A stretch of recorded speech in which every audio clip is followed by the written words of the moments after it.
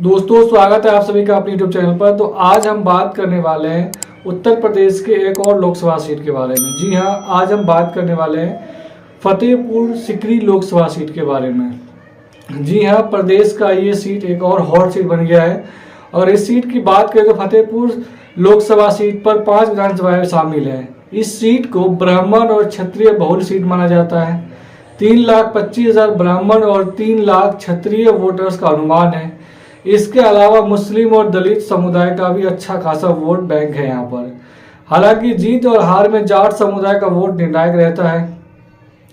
सुनील सागर लोकसभा चुनाव 2024 में बीजेपी 400 के पार का नारा दे रही है, लेकिन विपक्ष जातिगत समीकरणों का गुणागणित तैयार कर उसे घेरने में जुटा हुआ है। ये गणित फतेहपुर सीकरी लोकसभा सीट पर देखा जा सकता है। क्षत्रिय ब्राह्मण बहुल सीकरी सीट पर कांग्रेस ने क्षत्रिय तो बसपा ने ब्राह्मण प्रत्याशी उतारकर इसके संकेत दिए।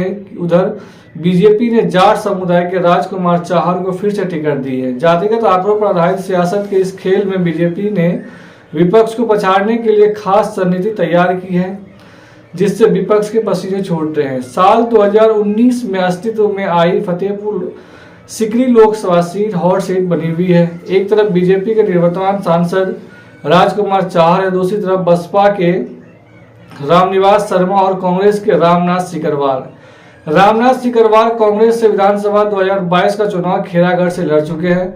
एक साधारण व्यक्तित्व छवि के तौर पर उनकी लोकप्रियता क्षत्रिय समाज में बेहतर बनी हुई है। इसके अलावा ब्राह्मण समुदाय के रामनिवास शर्मा बसपा की ओर से चुनाव लड़ रहे हैं। बीजेपी की जीत इस सीट पर हालांकि मुश्किल लग रही है। रामनिवास शर्मा फतेहपुर सीकरी के गांव उंदेरा के रहने वाले हैं। वे ब्लॉक प्रमुख भी रह चुके हैं। इसके अलावा उन्होंने विधानसभा का चुनाव भी लड़ा है। और विपक्ष के दोनों नेता जातिगत आंकड़ों में बीजेपी के जाट समुदाय के से संख्या बल में अधिक हैं। दोनों नेताओं के समर्थक अपने प्रत्याशियों को जिताने में ताकत झोंक रहे हैं। वहीं जाट समुदाय के राजकुमार चाहर का विरोध उन्हीं के समाज कर रहा है। ऐसे में दिलचस्प मोड़ आ गया है। इस त्रिकोणीय संघर्ष में बीजेपी की जीत मुश्किल दिखाई दे रही है। इसके लिए बीजेपी ने अपना एक प्लान बनाया है। उस प्लान बी के हिसाब से बीजेपी अंतिम वक्त पर जो है फतेहपुर सीकरी से अपना उम्मीदवार बदल भी सकती है, ऐसा सूत्रों के हवाले से खबर आया है। क्योंकि फतेहपुर सीकरी में जो है जाट समुदाय उतने अच्छे खासे मौजूद नहीं है जितने कि क्षत्रिय समाज, चाहे ब्राह्मण हो चाहे वो ठाकुर हो, वो मौजूद है। तो उसके हिसाब से बीजेपी प्रत्याशी राजकुमार चाहर अपने चुनाव प्रचार में विपक्ष के साथ साथ अपने सामाजिक विरोधियों से भी जूझ रहे हैं। इनके खिलाफ जाट समुदाय के बीजेपी विधायक पुत्र रामेश्वर सिंह ने मोर्चा खोल दिया है। रामेश्वर ने चाहर को हराने का ऐलान भी कर दिया है। ऐसे हालातों में बीजेपी का शीर्ष नेतृत्व मंथन में जुटा हुआ है। पार्टी सूत्रों की माने तो एन वक्त पर पार्टी अपना प्लान बी तैयार कर बदलाव कर सकती है। यही वजह है कि सेना के रिटायर एक बड़े अधिकारी को पार्टी में शामिल कराया गया है। वो फतेहपुर सीकरी सीट के बाह विधानसभा के रहने वाले हैं। संभावित है कि बीजेपी पीलीभीत और गाजियाबाद की तर्ज पर फतेहपुर सीकरी में भी अपना निर्णय को दोहराए। तो इस वजह से ऐसा ये माना जा रहा है कि इस बार फतेहपुर सीकरी से जो वर्तमान सांसद है उनका टिकट काट करके एक पूर्व सैनिक को यहाँ से लड़ा सकती है। ऐसे में बीजेपी अपना वोट बैंक को भी साध सकती है। और फतेहपुर सीकरी में पहली बार चुनाव 2009 में हुआ था। बसपा की सीमा उपाध्याय ने कांग्रेस के राज बब्बर को शिकस्त दी थी। इस चुनाव में बीएसपी को 30.19 तो कांग्रेस को 28.75 और बीजेपी का जो प्रत्याशी था उन्हें 22.25% वोट मिले थे। बीजेपी से अमरिंदर सिंह ने चुनाव लड़ा था और वे तीसरे नंबर पर रहे थे। साल 2014 के चुनाव में मोदी लहर चली और बीजेपी ने चुनाव जीता। बीजेपी के बाबूलाल चौधरी सांसद बने। उन्होंने बीएसपी के सीमा उपाध्याय को हराया और तीसरे नंबर पर समाजवादी पार्टी के पक्षालिका सिंह रही। 2019 में राजकुमार चाहर ने रिकॉर्ड मतों से चुनाव जीती।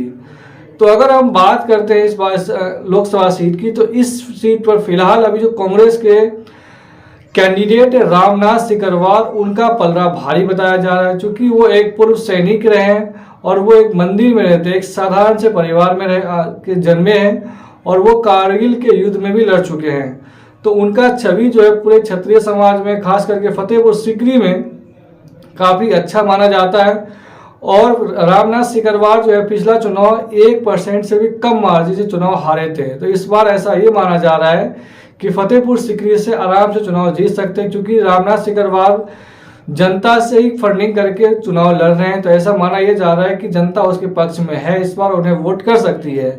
अगर फतेहपुर सीकरी सीट की अगर जातीय समीकरण की अगर हम बात करें तो राजपूत यहाँ पर 3.5 लाख है, ब्राह्मण जो है वो 3 लाख है, उसके बाद जाट जो है वो 1,70,000 है, जाटव 2,50,000 है, मुस्लिम 1 लाख है, वैश्य समाज जो है वो भी 1 लाख है, निषाद 1,20,000 है और कुशवाहा वोटर जो है वो 1,40,000 वोटर है। तो कुल मिला के अगर हम देखा जाए तो इस पर बीजेपी का जो जातिगत आंकड़ा के हिसाब से देखा जाए तो बीजेपी यहाँ पर काफी मजबूत दिखाई दे रही है, अगर उसके हिसाब से देखा जाए तो। लेकिन यहाँ पर जो बसपा और कांग्रेस का जो कैंडिडेट है वो दोनों ही कैंडिडेट क्षत्रिय समाज से आते हैं, यानी राजपूत समुदाय से आते हैं।